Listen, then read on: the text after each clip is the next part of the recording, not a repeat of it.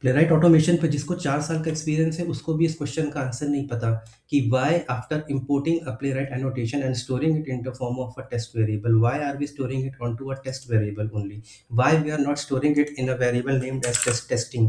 And then why are we not able to invoke a new browser context? Why it is not happening? So recently what happened, a person has did some kind of mistake, and we invested around 4 hours in order to debug what was the root cause. Try to understand, this is a very important questions, and very few places you will be able to get this kind of explanation that I am giving. So one of my teammates, what they did is that they did testing over here, and he was right that he said that why I am making use of this inbuilt variable, I can make use of my own variables over here. Let's say, can we do that? If you do that, now the problem is that that if you use let's say browser, sorry, browser is not there. So in order to make use of a browser, in order to invoke a particular session of a browser, you need to tell Playwright within curly braces that now we are going to make use of this browser fixture, right? So once it is there, what the people did is that browser dot new context, there is a method with the help of which once your browser is launched, if you want to generate a particular new incognito session, you need to create a new context. Why we want to create a new context? Why we want to create a new context? The reason is very simple, because we want to run our test cases independent of any data quickie cookies or any Chrome extensions and all. We want a fresh instance, like it opens up in Selenium WebDriver kind of stuff, right? So it was not happening. That guy wrote the entire code and it was failing at later stages. Somehow he wrote a copy pasted somewhere and it was not working. See, if we try to do this, it will never gonna work. But Playwright allows you, JavaScript allows you some flexibility to rename this kind of thing. So in order to make it function, you can put a colon sign and you can give any name. Let's say I am giving the name as Abhinav, right? I have renamed it. So if I have renamed it over here, again I need to pass this thing as well. See, it has become now lifelike. The life is given over here. Now if I go over here and I type new context, I will be allowed to create a new incognito kind of session over here. But if again I do not do this, right? If I don't do this, I do it like testing and I make use of test annotation available within Playwright, this is not going to work again. See, there are no references. So this is how, what is this? So that was the answer of this particular question. The answer of this particular question was that the Playwright exports an object like this onto some meaningful names in a standard readable and expected format, so that the code becomes readable. But we can use our custom variables as well. We can rename them. So this is the answer of that particular question that wasted 4 hours of our time, right? So JavaScript allows you to rename during destructuring. This is how we can do it.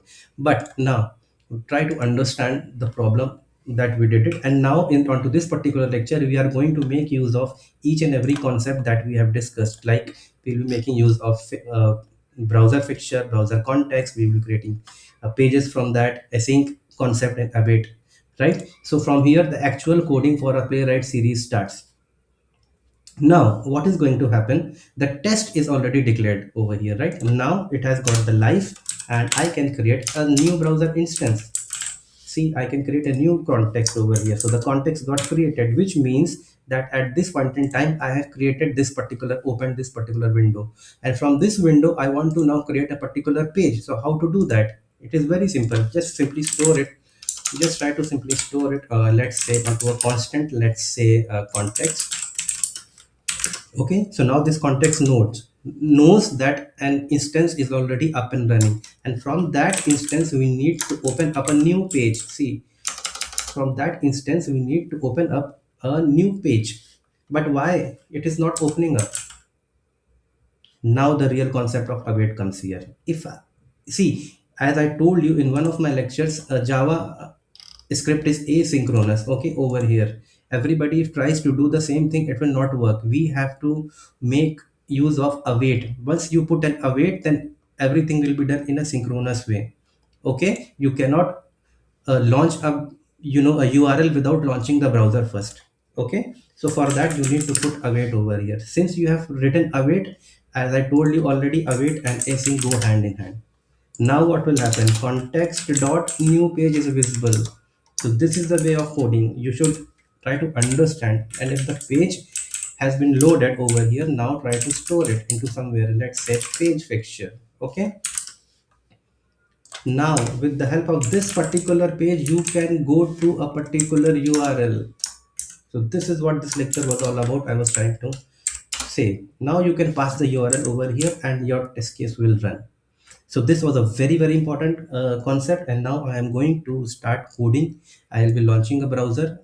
With the help of this browser fixture, I will also be launching a page via making use of page fixture. For that I will be creating a separate test case, but at this point of time the only agenda was that before launching a browser, you need to create an instance, fresh instance. In that fresh instance we have created a new page. So this page is this your new tab, as I have already explained it very well. And onto this tab we will be going to the URL amazon.in.